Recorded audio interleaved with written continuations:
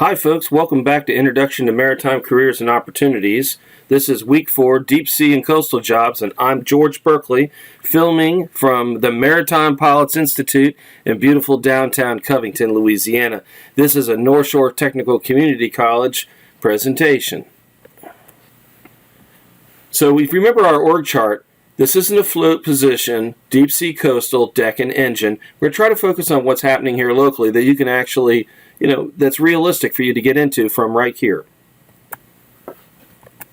In order to do that, we need to look at the CFR licensure structure for the deck and engine department, and we also need to know what other credentials you might need in order to get started to get your foot in the door.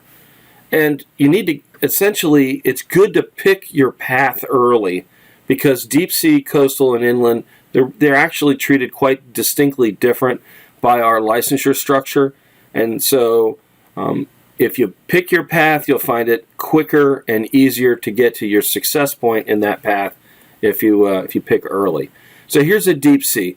Let's say, for instance, you're interested in working on deep sea tankers. You want to travel the world, you want to see the world, and you're going to do that by getting on a deep sea tanker. Another good option is to get onto the Military Sealift Command.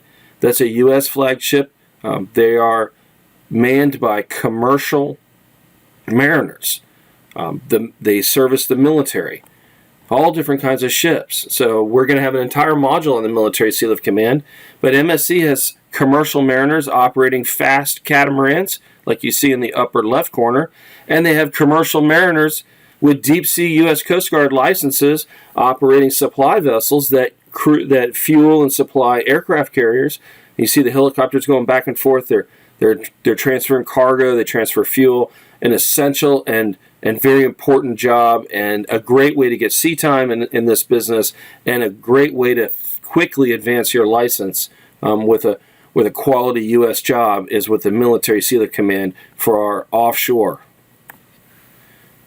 Another great option is here for our coastal jobs. So this is distinctly different. Notice this is a Haas Max. It's by Hornbeck. Hornbeck Offshore. Their headquarters is in Mandeville, Louisiana. They're in the North Park Shopping Center behind the Marriott, across from the Walmart. So if you know the area, this is for local people. You're on Highway 190 and you're driving down, you see the North Park Center, and you'll see there's a fountain there, and there's a Marriott, Residence Inn, and behind that is Hornbeck Offshore. You could always walk in the front door and introduce yourself.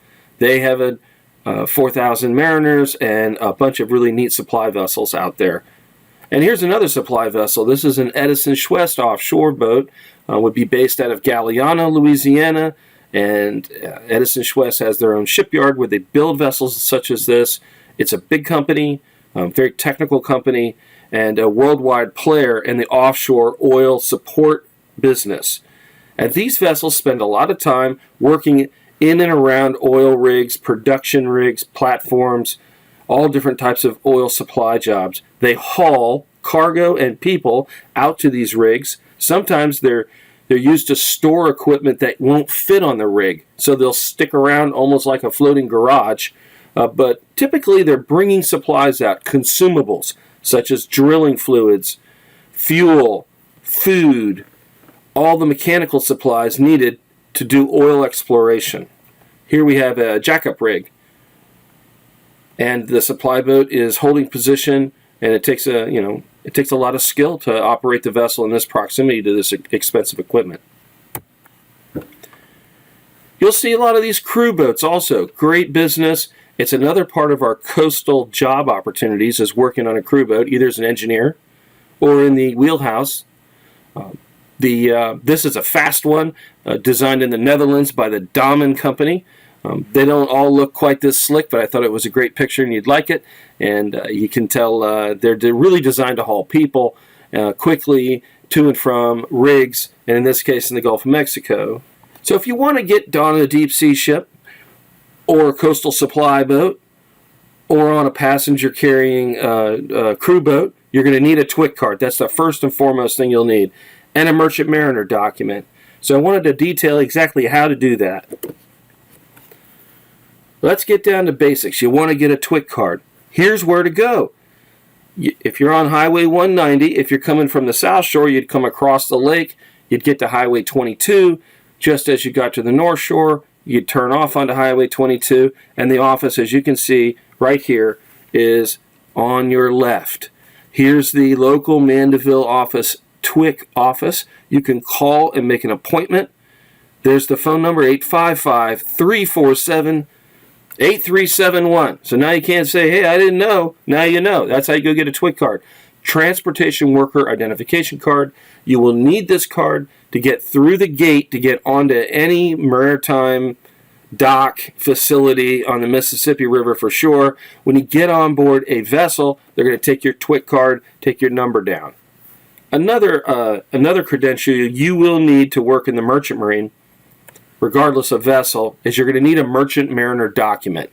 In order to get one, you can go on the web to the National Maritime Center, which is the United States Coast Guard's office based in West Virginia.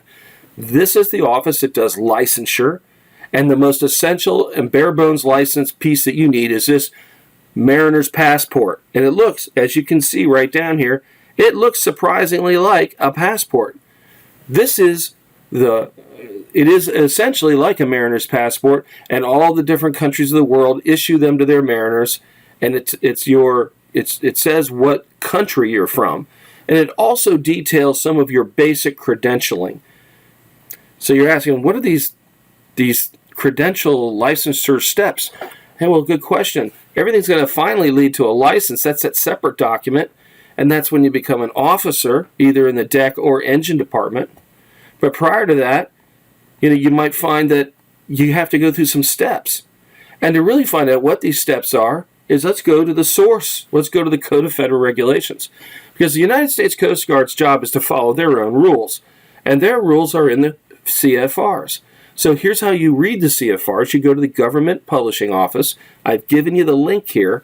And you can go look at the license structure, the time and service, and the types of exams you have to take. It's all laid out by rote in the CFRs. This is a very well-known diagram of the license structure in the United States. It's from the CFRs. It's figure 11.403. It's under Title 46. Here you've got it right here. If you want to go look it up, I've also included a PDF document produced by the Coast Guard on how to get your Merchant Mariner document, your MMD, and it has this license structure diagram in it. So I'll give you an example. Here's from my own life. If you look at the bottom here, these are all the entry pathways into the Merchant Marine for licensure. And these are the years of service on the vertical over here on the left and also on the right. It goes up to 6 years. So when I came out of the Maritime Academy, I went to California Maritime Academy. When I came out, I was a third mate, any gross tons. So that's how you go to school. And I skipped this first 3 years of sea time that most unlicensed mariners get. I didn't spend an actual 3 years on deck working because I was in college. But the Coast Guard allows for this because they said you're in an approved program at a Maritime Academy. We're going to give you compressed time because it was monitored. So that's why one of the big advantages of coming out of the Maritime Academy to get your officer's ticket on deck and in the engine room is that time compression. It often takes, when it says years of service, those are actual days and time. So it isn't just like I've been doing it for a year, but I was only working for 4 months. 4 months is 4 months. It has to be day for day on type of a vessel. There are some exceptions to that, but typically it's day for day. So for an unlicensed seaman to achieve 3 continuous years of service often takes between 8 to 10 years of work to get those 900 plus days of sea time in order to sit for their third mate's license. Plus there's a big exam. But that's the advantage of the Maritime Academies. So that's over here on the left. Let's take something a little more practical here for the Mississippi River. Let's go to this apprentice mate of towing.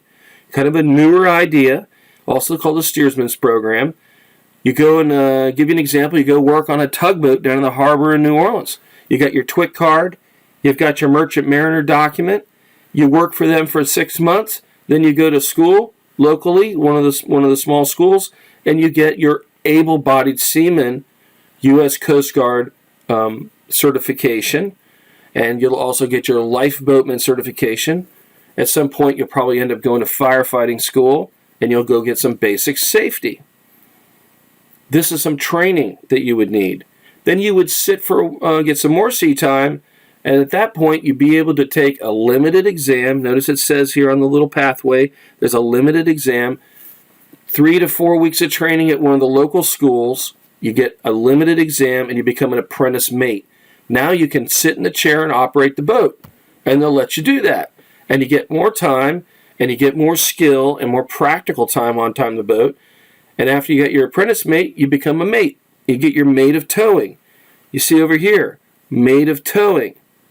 And then you're going to work on that mate of towing, and you're going to accrue 2 years of time in the seat. That's going to probably take you 4 years because it's day for day. So how much you work depends on how fast you advance. Once you get the time, then you can go and sit for the exam, Master of Towing. At that point, you'd have a 500-ton master's license, depending on the type of boat you've been working on. And it'd be an inland license. It'd be an inland master's license. And a very valuable ticket. And is a pathway into a 6-figure salary on the Mississippi River for a master of towing. Typical work schedule, 1 week on, 1 week off. Great lifestyle, great community of people, very dynamic business, excellent career path. So here we got these two paths. Notice we got Hawsepiper. The hawse pipe on a ship is where the chain and the anchor go up into the front of the bow of the ship, and then it ends up on deck. So it means you worked your way up from the deck. You start as a seaman on deck or a wiper in the engine room. After some time, you get your able-bodied seaman or your qualified member of the engine department. Then you work yourself up, third mate, second mate, chief mate, captain. Hawsepiper, to get on as usually it's about 10 years for those folks to make it to where they can sit for a license. And then it might be another 10 years before they're a master or captain or chief engineer. Maritime Academy leaps you forward. You come fresh out of school as a third mate or a third engineer. Very little practical experience, but you're ready to go. You're trainable. You get out into the business. Another 2 years at sea, you're second mate or second engineer. Then another year at sea, you can sit for your chief mate's license. If you can sail on that, you can work your way up to captain or chief engineer. The positions are hard to find. There's not a lot of ships in the U.S. Merchant Marine. There are a lot of foreign flag ships. That's a subject for another presentation. I do need to talk to you about something in our last 2 minutes, and that's about criminal convictions and drug use.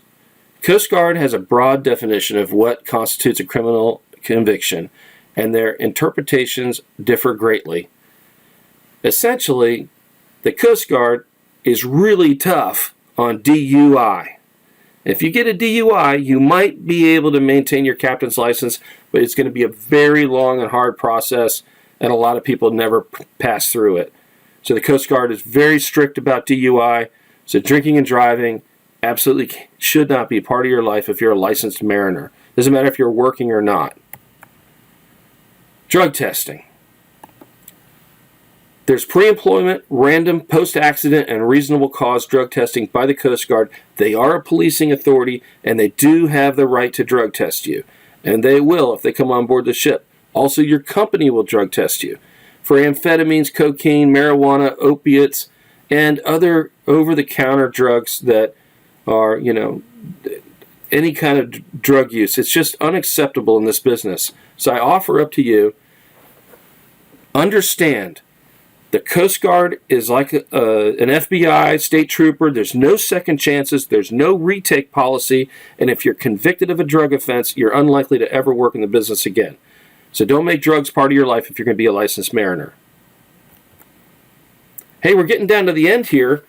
These are those deep sea and coastal careers. They have typically different paths. We have commercial and MSC. Can you name 2 big companies? I hope you can. They're going to be in the quiz, the ones that are the coastal oil supply business. You know what a TWIC card is. You know what an MMD is. You know where the National Maritime Center is. And you understand our drug policy. If you've got that, you've got week 4 in the can. You've done a good job. Hey, thanks, and I'm George signing off. Bye.